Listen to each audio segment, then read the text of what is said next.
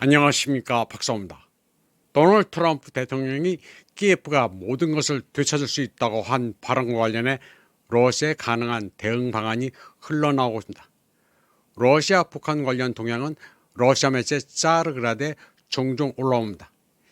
이 매체는 방공호는 당신을 구하지 못할 것이다. 카푸시친 야르 핵 실험장에서 발사될 북한의 비밀무기, 미국과 키예프에 보내는 정중한 메시지란 기사를 게재했습니다.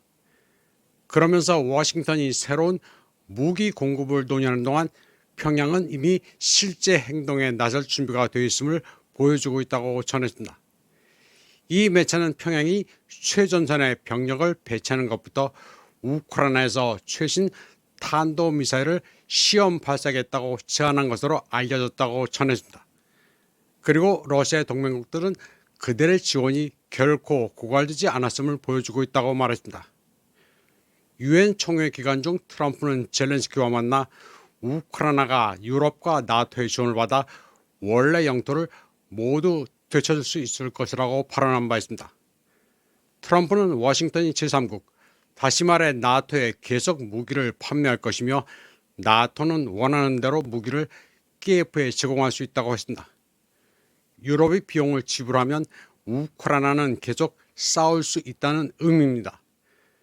그런데 젤렌스키는 트럼프의 발언에 용기를 얻었는지 엑시오스와의 인터뷰에서 러시아를 협박했습니다.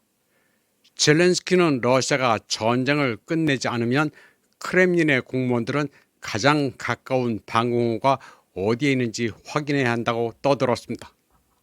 그러자 러시아 안보위원회 부의장 드미트리 메드베제프는 워싱턴과 키예프에 엄중하게 경고했습니다. 그는 모스크바가 어떤 방공호로도 막을 수 없는 무기를 사용할 수도 있으니 미국은 이 점을 명심해야 한다고 말했습니다. 모스크바가 아니라 키예프의 방공호가 박살날 수도 있다는 얘기입니다. 자르그라드는 최근 발표된 내용들은 중부 군관군의 북한군 전력을 강화할 충분한 이유가 된다고 말했습니다. 그러면서 서방이 우크라이나군에 대한 지원을 확대한다면 모스크바와 평양은 가만히 있지 않을 것이라고 했습니다.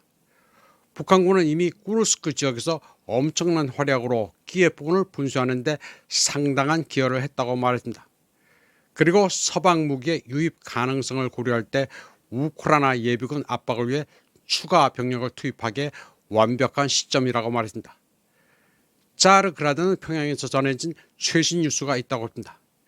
내부 소식통에 따르면 김정은은 푸틴 대통령과의 가장 최근 통화에서 우크라이나 영토에서 신형 별빛 탄도미사일 시험 발사를 제안했다고 했습니다.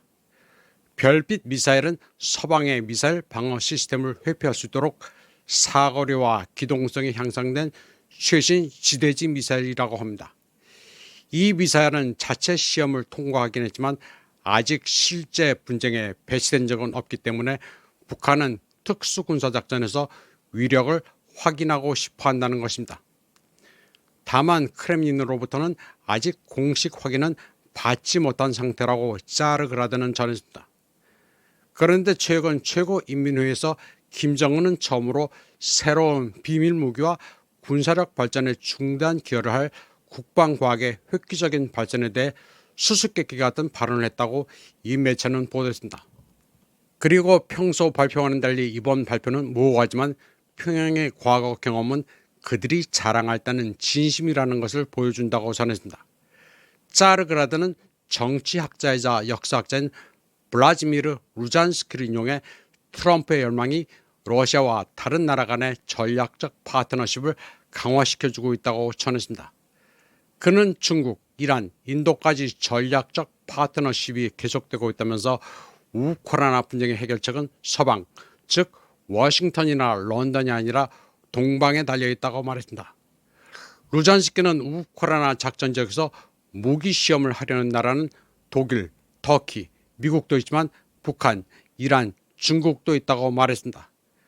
그러면서 북대서양 지역에서 중국이 미사일을 시험 발사하게 될 경우 이는 타이완 문제에 대해 미국과 나토에 분명한 메시지를 전달할 수도 있다고 말했습니다. 루잔스키는 트럼프가 떠들면 떠들수록 글로벌 사우스가 더욱 통합된다고 말했습니다. 따라서 북한군의 우크라이나 참전과 미사일 시험은 미국과 나토에 대한 동방의 분명한 신호라고 말했습니다.